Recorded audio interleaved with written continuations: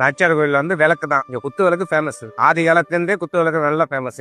குத்து விளக்கு வந்து இங்க இருந்து உற்பத்தியான உலகம் பூரா போயிட்டு இருக்கு. வேற எங்கேயும் குத்து விளக்கு உற்பத்தி பண்ண முடியாது. நாச்சியார் கோயில மட்டும் தான் குத்து விளக்கு உற்பத்தி பண்ணுவாங்க. தரமான விளக்கா இருக்கும், நம்பி வாங்கலாம் அப்படிங்கிற ஒரு பேர் நாச்சியார் கோயிலுக்கு உண்டு. அடுத்தது திடீர்னு நம்ம கல்கரடை பார்க்கலாம். 2 வாட்டி புறப்பாடு சாமி. மார்கழி மாசம் ஒண்ணு, பங்குனி மாசம் ஒண்ணு. பேரு பங்குனி உத்தரத்துக்கு கிளம்பும். 2 வாட்டி ஒரு புறப்பாடு ஆகும்போது உள்ள 4 பேர் சேர்ந்து தூக்கி வெளில வைப்பாங்க. அடுத்தது 8 பேர் சேர்ந்தவங்க. அடுத்து அப்படியே வெயிட் கூட்டிகிட்டே வந்துட்டு இருக்கும். அப்படியே கனம் ஏறிக்கிட்டே வந்துட்டு இருக்கும். வெளியில வரும்போது 118 பேர் சேர்ந்து தான் தூக்க முடியும் சாமியா. அது 2 மாசம் வீதியில வந்துருவாரு. அடுத்து எடுத்தீங்கன்னா இந்த சமயபுரத்துல இருந்து மாரியம்மன் வரும், ஆகாச மாரியம்மன். அந்த மாரியம்மன் வந்து எப்படின்னா இப்ப வைகாசி மாசம் காப்பு கட்டுவாங்க. 15 நாள் திருவிழா, ஊரே ஜெகஜோதியா இருக்கும். அந்த அம்மா வந்து தான் 15 நாள் ஊரே செழிப்பா இருக்கும். மல்லிகை பூவுக்கும் வளையலுக்கும் ஆசைப்பட்டு இந்த ஊருக்கு வந்தவங்க. எல்லாருக்கும் பொதுவான தெய்வம் மாரியம்மன். பாக்கி இங்க எல்லாத்துக்கும் கோயில் இருக்கு, ஆனா பொதுவான தெய்வம் எடுத்தீங்கன்னா மாரியம்மன் தான்.